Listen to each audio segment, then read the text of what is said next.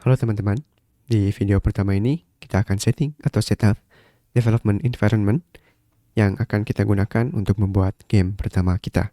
Oke, langkah pertama yang akan kita lakukan adalah mendownload Godot. Oke, pergi ke website resminya di godotengine.org. Di laman download, rekan-rekan pilih yang pertama ini.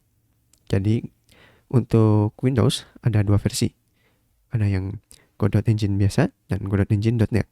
Godot Engine.net ini akan menyediakan C# untuk teman-teman gunakan. Tapi untuk sekarang kita akan menggunakan Godot Engine versi biasa. Oke. File tadi yang sudah kita download, kita ekstrak saja. Di sini akan jadi dua file. Ada Godot biasa dan Godot konsol. Sama saja, perbedaannya versi ini akan menampilkan konsolnya. Oke, jadi untuk Godot sendiri, teman-teman tidak membutuhkan instalasi. Kita bisa langsung buka dan bisa kita langsung pakai. Bedanya untuk yang konsol, terdapat konsol yang akan menampilkan informasi ekstra. Tapi untuk sebagian besar kita akan menggunakan versi biasanya. Selanjutnya, saya sarankan teman-teman untuk menyimpan file ini di tempat yang mudah atau sering dijangkau. Oke, saya akan pindahkan ke sini dan saya akan merename-nya menjadi Godot 4 dan Godot 4 konsol. Oke, untuk Godot hanya seperti itu saja. Selanjutnya kita akan menggunakan Git. Oleh karena itu, kita akan kembali ke browser kita dan mendownload Git. Ini untuk websitenya git.scm.com. Oke, kita download. Dan di standalone installer, pilih yang 64 bit. Jadi, Git ini akan kita gunakan untuk atau sebagai SCM, yang mana artinya adalah Source Control Management. Simpelnya, kita akan menggunakan Git untuk mengubah, mengedit, menyimpan, dan berkolaborasi pada project atau code game kita. Oke, jika sudah, kita buka saja installernya dan jalankan seperti biasa. Nih, jalankan seperti biasa saja. Oke, untuk pilihan default editor, alangkah baiknya teman-teman ganti saja dari Vim ini menjadi Nano, Visual Studio Code, atau Notepad. Tapi jika teman-teman punya pengalaman menggunakan Vim, silakan menggunakan Vim saja. Oke, next.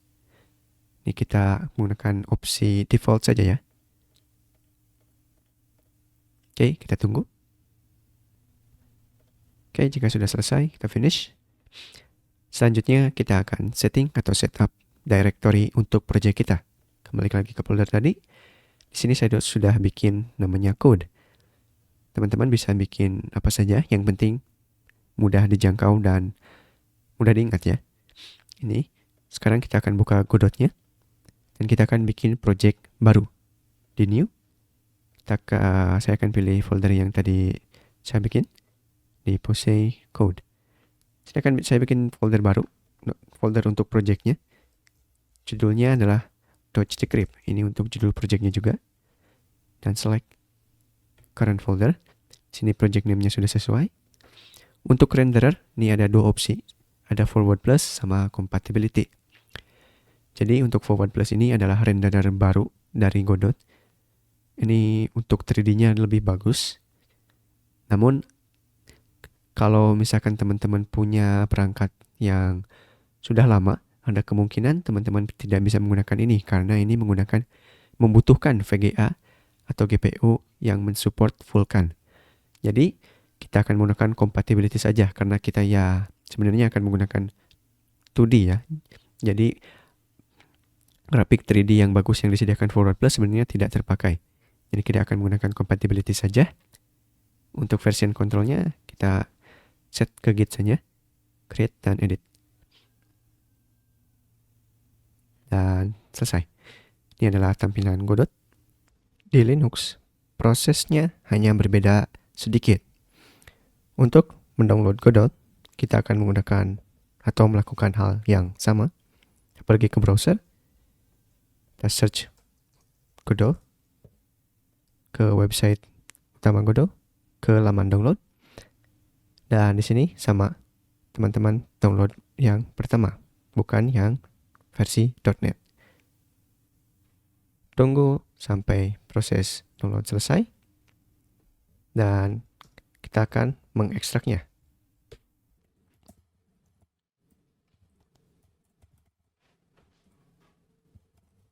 Untuk versi di Linux, hanya ada satu file, yaitu versi konsolnya. Teman-teman bisa langsung buka aja. Atau teman-teman bisa menyimpannya ke tempat yang lebih mudah diakses. Saya akan membuat folder di home dan memindahkan file tadi.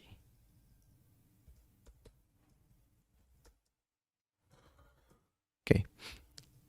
Itu untuk Godot. Dan untuk Git, teman-teman cukup menggunakan package manager dari distro teman-teman masing-masing. Karena saya menggunakan Arch Linux, saya menggunakan Pacman dan menginstal Git. Kalau teman-teman menggunakan distro yang berbasis Ubuntu, mungkin teman-teman butuh menggunakan apt seperti ini. Dan selesai. Teman-teman, untuk instalasi Git dan Godot sudah selesai. Kita buka saja Godotnya.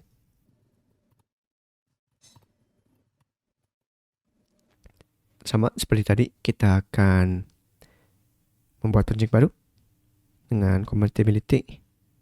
Tekan browse. Di sini kita akan buat folder baru dengan judul Dodge Decrypt. Version control metadata sama Git dan selesai.